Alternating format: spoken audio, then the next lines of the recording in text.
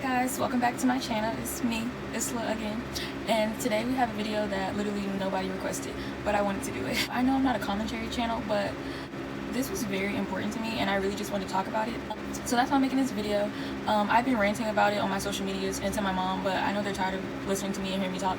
So I decided to come on YouTube and tell you guys because so today I'm going to be talking about something that's very important to me because if you don't know, I'm a law student. I want to be a lawyer. Well, I'm not a law student right now, I'm an undergraduate, but I want to be a lawyer, so you know, cases and stuff like that is important to me. So I decided that I'm going to like review famous cases and things like that and then just come on here and give you my 10 cents that you did not ask for. So if you want to see that, stick around. So what I'm going to do in this series is talk to you guys about cases and things like that and do my makeup while I do that. Because so the case today that we're going to talk about is very, very, very, very important to me, just because I feel like this probably happens a lot but people don't pay attention to it, you know, and I feel like it touches on a lot of key points that I've been wanting to talk about. So just a disclaimer, I am no way an actual lawyer or a police officer or anything like that. Everything that I'm saying is my opinion, okay? These are things I've learned and I feel like are important. So if you have a different view and you feel like I'm wrong, that's your own personal discernment, it's your own personal issue.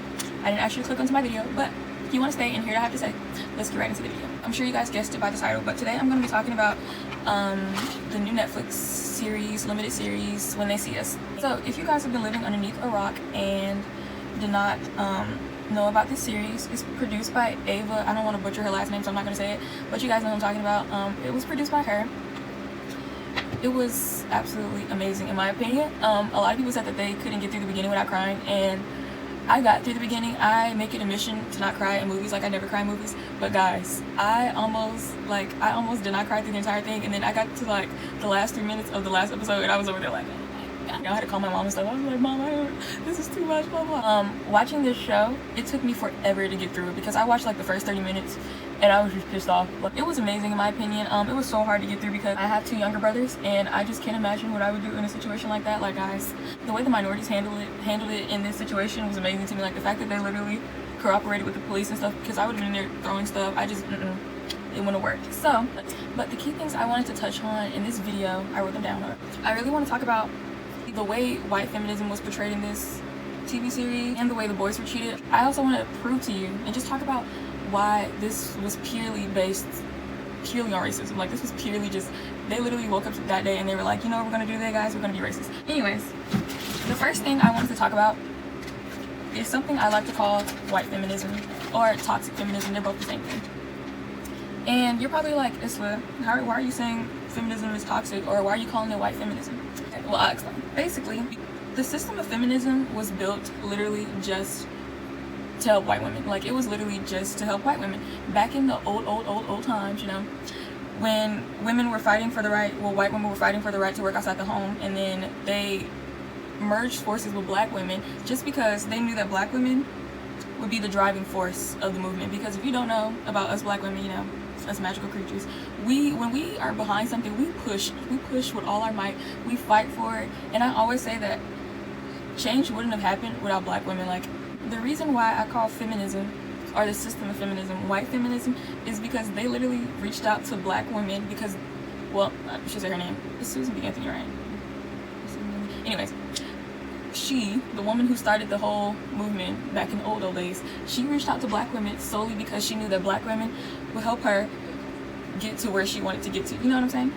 It wasn't because she just wanted, you know, equality for all of us. No.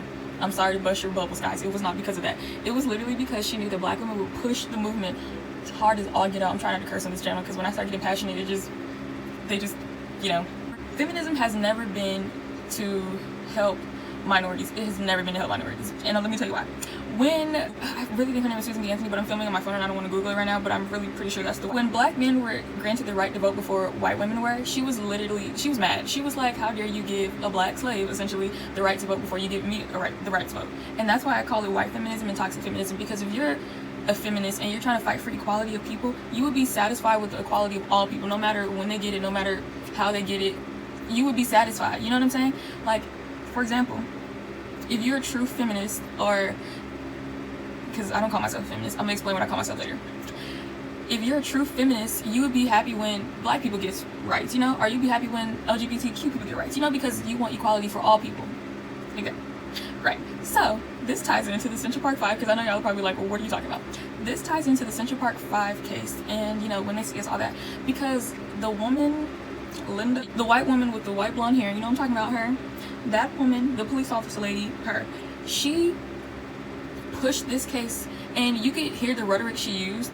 Linda Farstein, I think that's her name, I'm probably butchering that. She's brought up the feminism thing when people weren't believing her that these black boys raped that woman. Like, if you notice, she started saying stuff like, how dare you let this poor woman suffer, blah, blah, blah. Like, she brought up the feminism card when she knew it would make people want to help more, you know what I'm saying? Like, it was never brought up before until she was like, they're not listening to me, so I need to try a different angle. And she tried the feminism angle, and it worked. And that's literally what she did. And we could see that portrayed throughout the entire show. Even when the prosecutor lady, when she was explaining how none of the evidence that the police woman gave her, I'm sorry, I don't know their names, when she was explaining the evidence that the police, she was like, it doesn't make any sense. And the woman was like, are you gonna let a poor woman get raped or whatever and not give her justice? Like, she was really pushing that route. And what it does when you do that, it makes it like, I don't want to look like I hate women, you know what I'm saying? And it's like, you're right, it is wrong, so why not just prosecute someone because it's wrong, you know? So yeah, that's why I call it toxic feminism. If you want me to talk more in depth about what I'm talking about, because this probably doesn't make any sense to y'all, if you want me to talk more about that and make a video about that, just comment down below. I will. Personally, I identify as a womanist because womanist is a more inclusive term, if that makes sense, because during the times of, you know, the civil rights movement and slavery, black women had to assert, and minority women had to assert themselves as a woman and as black, if that makes sense. Like, you had to fight just because you were black, and then you had to also fight because you were a woman, you know what I'm saying? While white women were fighting solely because they wanted equality. Does that make sense? That already had me like, sis, like, I understand what you're saying, and I think that when women are raped and things like that, we should get the proper, we should punish who did it, you know, essentially, because that's wrong. You should not rape people, you know what I'm saying? But the way they went about it was absolutely terrible. Like, it was horrible, and I cannot imagine what those boys had to go through, because that was just, and I know the TV show dramatized it, and it probably added or took away things that actually happened, you know, but what I saw was enough. Like, I sympathize with them. I cannot imagine being in their shoes like that. And then the part that got me was when they had to come out and register as sex offenders, and there was no evidence. Now let me get to the why I'm saying it was purely like they woke up that day wanting to be racist. Now, around this time in Central Park in New York, there was a serial racist. What am I talking about? There was a serial rapist, okay? Okay, so what police officers are supposed to do when there's a crime, you know, look at the crime scene. You know, I'm sure y'all watch, you know, Criminal Minds and stuff like that. When there's a crime, the first thing they're supposed to do is, you know, get evidence from the crime, etc. And then you're supposed to try to match it with things that already happened. And that's literally how they catch, like, serial killers and stuff, because when you get so many bodies, or when you get so many crime scenes and they have the same MO, I think they call it. Around this time, there was literally a serial rapist running around in New York. Like, he was just having a good time. He was out, you know, doing what murderers do, just murdering, you know. He lived around this area. Like, there are reports, because I looked at it, okay, guys. There were literally rapes around this time in that area. So instead of looking and trying to match it with rapes that already happened, she immediately tried to just frame the boys for it. And that's why I'm saying it's racist. Like, that was literally just purely off of her wanting to be racist that day. Like, she woke up and she was like, you know what I'm gonna do today? Be racist. In Central Park, there was a serial rapist, and right after the rape of the woman in Central Park that the boys were framed for, there was another rape. Matthias Reeves, I don't know why his name's the only one I remember out of everybody's, but he raped a woman, a pregnant woman, and stabbed her to death maybe roughly after the rape in Central Park happened. They never put two and two together. They never was like, let's connect the motives. No. And that's why I'm saying it's literally being, like, they were literally being racist, because in the case of Ted Bundy, when women were coming up and they were all in the same sorority house or things like that, they were able to say that he did it, you know, because they were being actual police officers and doing what they were taught and putting together, you know, suspect list. Like, and that's what kills me about this case, is that none of that happened. Literally, they didn't even try to check the database for, like, rapes in the area. None of that. They were just gonna prosecute the boys. And they were 14, 15, coming home from school. They were good boys. And that's the thing that kills me the most, is that black people do have the stereotype of being in gangs, being bad, etc.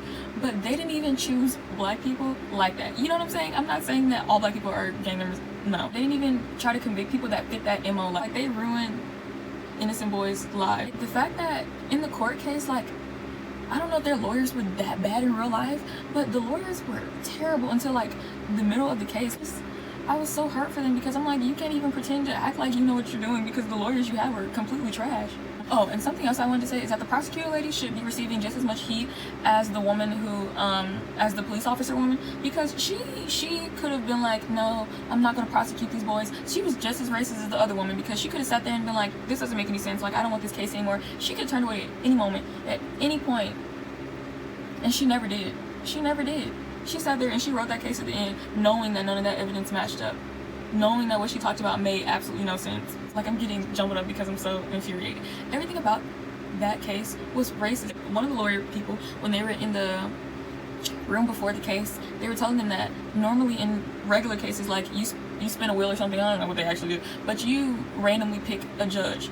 They literally handpicked that judge. Like, they found the most racist judge they could in the state of New York, and they were like, here. Oh my god, guys, when I tell you, I literally only cried for Corey, saying that what happened to the other boys was bad, but I literally cried for Corey because he was the fact that he just adapted. Can we talk about the fact that our racist president, I cannot imagine how they felt when Donald Trump was elected.